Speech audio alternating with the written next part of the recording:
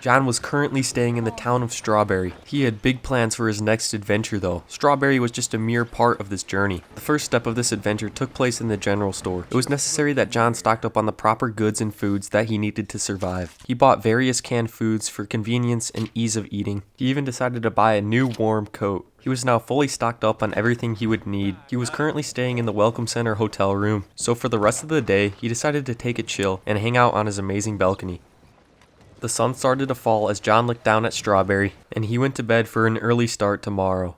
Upon waking up, John immediately had to start preparing. He put his warmest clothes on and Arthur's old hat. He checked out his outfit in the mirror. Everything looked good and he was ready to go. John wasted no time leaving Strawberry and was out on his adventure. He was on his way to Mount Hagen, crossing multiple cool bridges on his way. John could feel the climate around him starting to change. As he crept closer, the air got colder and colder, and the air became thinner, until he finally saw his first signs of snow. It had been a long time since John had last seen snow, so he was glad to be back. Soon enough, he creeped up on his starting location, he left his horse, and he officially started his climb.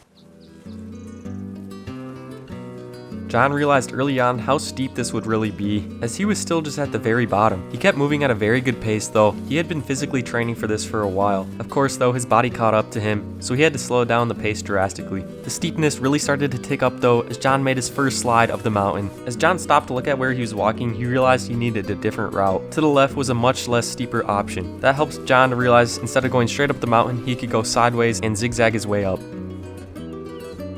He continued to push himself through harder and harder terrain. From here on out, it was going to be really intense though. John found another steep part and made his second slide of the mountain, now covered in snow. After taking a breather from that last one, he kept going. He was very happy he got this new winter jacket. It had been a couple hours of climbing now, and John was looking for a break. He finally looked down and see how far he'd climbed. This is when the steepness really set in. He continued to trek forward, hopefully looking for a good spot to take a break, and right after the steep part, he found a semi-flat area that was pretty good for a break. John took a moment to just reflect how far he'd come. He was super happy he was on the mountain. John ate some of his canned food, and then continued his summit to the top. He found that remaining low helped him counter the steepness of the mountain. This would be his new strategy for now. After a couple more hours of climbing, John stumbled on what looked like a camp. It looked pretty abandoned, so John decided to check it out. He saw one of the fires was still going, so he used this as a chance to warm up a little bit. This was the perfect time to regain some energy and get his body heat back to normal. After taking a little break, John finally looked around at his surroundings. And just like that, he saw the peak. He didn't realize how close he was because he was so focused on this camp setup. Before making the final push to the summit though, John decided to have some food to fuel back up. John was now ready for the final push. In only a couple of minutes, he would be at the very top of this mountain. He could not believe he pushed himself all the way up here, and he only had a couple feet left to go. And just like that, John made it. As he made his first step to the top, he felt a sense of accomplishment. The view at the top was amazing. He could see for miles. John couldn't help but just stand there for a while. All around him looked amazing. All his work paid off for a successful climb. He decided to use his binoculars. He swore he caught a glimpse of Blackwater from here, and somewhere down there was the town Strawberry where he had came from. John finally decided he had enough time at the summit and made his way down. Not paying attention, he made a wrong step and accidentally fell down a major part of the peak.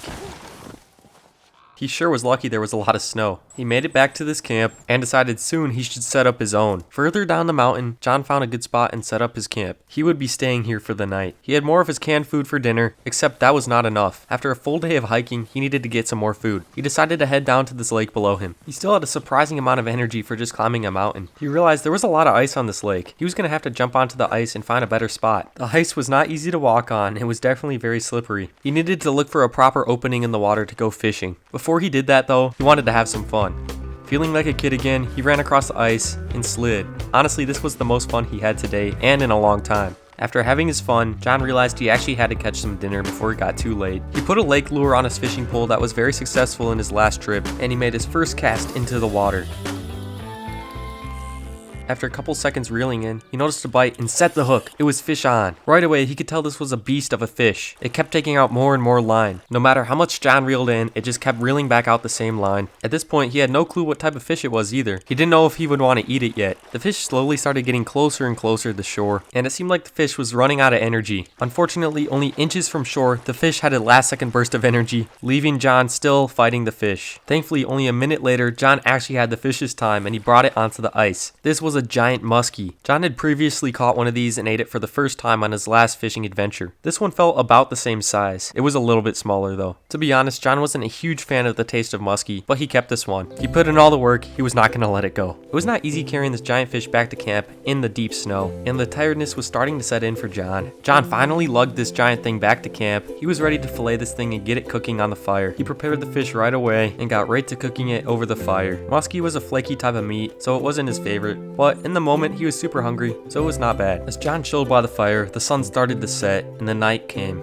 Today was a very successful day, all around just a great trip. John decided to call it a day and headed to bed. He woke up pretty tired and sore from the climb the day before. He surprisingly stayed pretty warm last night for sleeping in the snow. For breakfast, he had his canned baked beans. Then he decided it was time to get going again soon. He packed up all of his belongings and camp and said goodbye to his awesome campsite. He mounted his horse and rode off into the snow. His horse was surprisingly capable in these conditions. He made his way up and around the mountain as it started to snow a lot more intensely. His ability was depleting, so he wanted to get off the mountain. Eventually, he came up on his initial starting spot, which meant he was officially on regular ground now. As John rode away from the mountain, he reflected on his adventure. Starting in Strawberry, a good base point, he gathered all of the materials he needed. He also stayed in a nice hotel room with a great view. This was a great start to the trip. Next, John took a very scenic horse ride through changing scenery to the mountain. He crossed through rivers, bridges, and all various types of terrain. Then he arrived at the mountain, started climbing, realized the crazy steepness, made a couple stumbles, took some breaks, found a camp, and then reached the top.